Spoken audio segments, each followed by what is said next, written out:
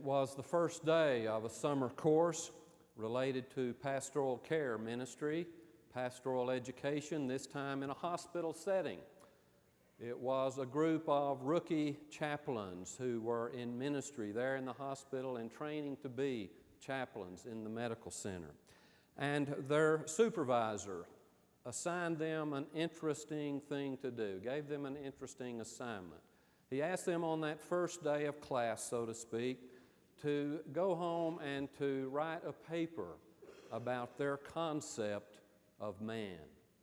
That is to say, their concept of us, their concept of human beings, their concept of humanity, their concept of this human creature, you and me. Well, those rookie hospital chaplains murmured among themselves, as you would expect. They dreaded that assignment because they felt it would be a waste of time. They didn't know until another couple of days there on the job in the medical center that what they were doing was really important, because the way they answered that question about the concept of man would affect, would influence, would have a huge bearing on how they would relate to patients there in the hospital. And so their hospital chaplain supervisor recognized that and felt good about assigning that task to them. And they, as they approached the topic, recognized that they were indeed dealing with something very important. This would be something they discovered that ranked as high as anything that they would learn during their stay there in the hospital as students learning how to be hospital chaplains. Well, as we consider this question, we ask it of each other. What is your opinion of humanity? What are we? What is your opinion of the human creature? You perhaps agree with that person who said, well, little monkeys grow up to be big monkeys, and little pigs grow up to be big pigs, but human beings can grow up to be monkeys and pigs. Perhaps you might agree with Clint Eastwood, to paraphrase Clint Eastwood, maybe we're all just good or bad or just plain ugly. Maybe you feel that we are partially good, partially depraved. It's an important question, isn't it? What are we? How we answer that question, you see, influences how we make decisions. It influences how we interact. It influences even how we write laws and how we might enforce those laws. It influences how we live our lives. What are we?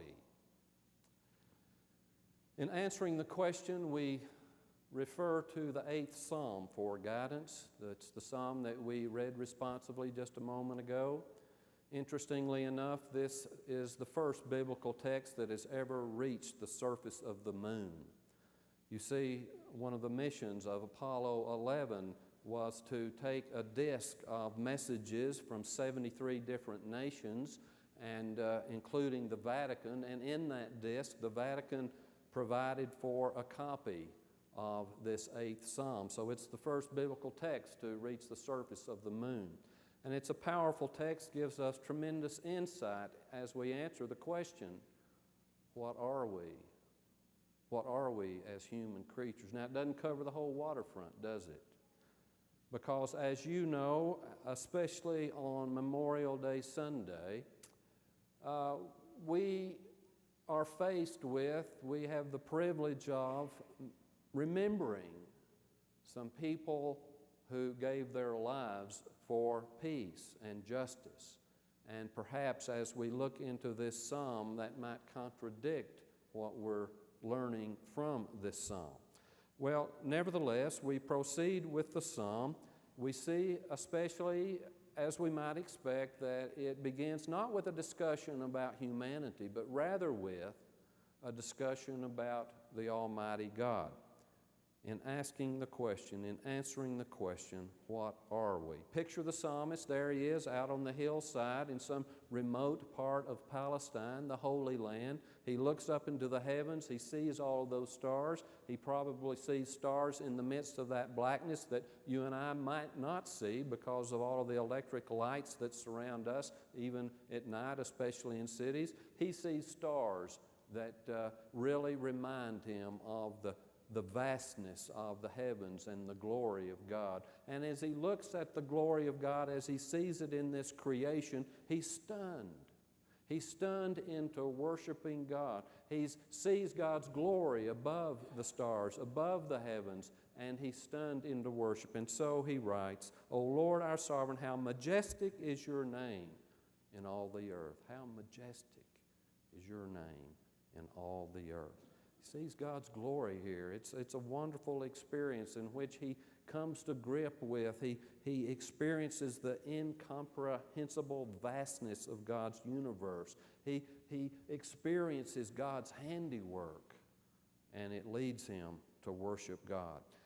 But we notice also here, the psalmist teaches us that in comparison to God, this vast universe is very tiny. This is something that we see especially in verse 3, where the psalmist pictures God's fingers putting the stars into place.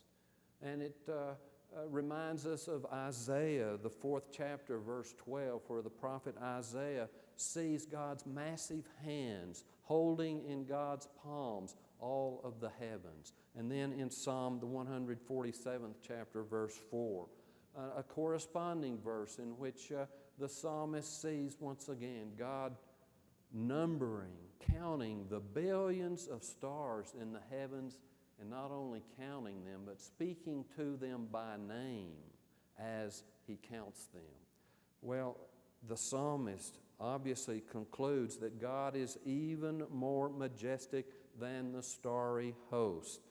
But in verse 4 in this passage, the psalmist gets really up close and personal. And here again, this verse, beginning with verse 3 that gives a background and a preliminary to verse 4. When I look at your heavens, the work of your fingers, the moon and the stars that you have established, what are human beings that you are mindful of them, mortals that you care for them? Reverend Hamrick a moment ago in the children's sermon referred to Googling and how we can Google our own address and how we can see our own house. And as the camera moves further and further away, we see how tiny we are in relationship to the rest of the universe. Well, the psalmist is very aware of that.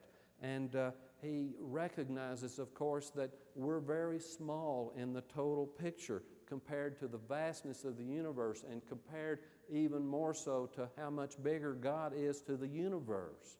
We are very tiny. And so we ask, if that's the case, why is it that God pays attention to us? If we're that tiny in this vast universe and God is even larger, why would God? What is God doing in paying attention to you and me and being mindful of you and me?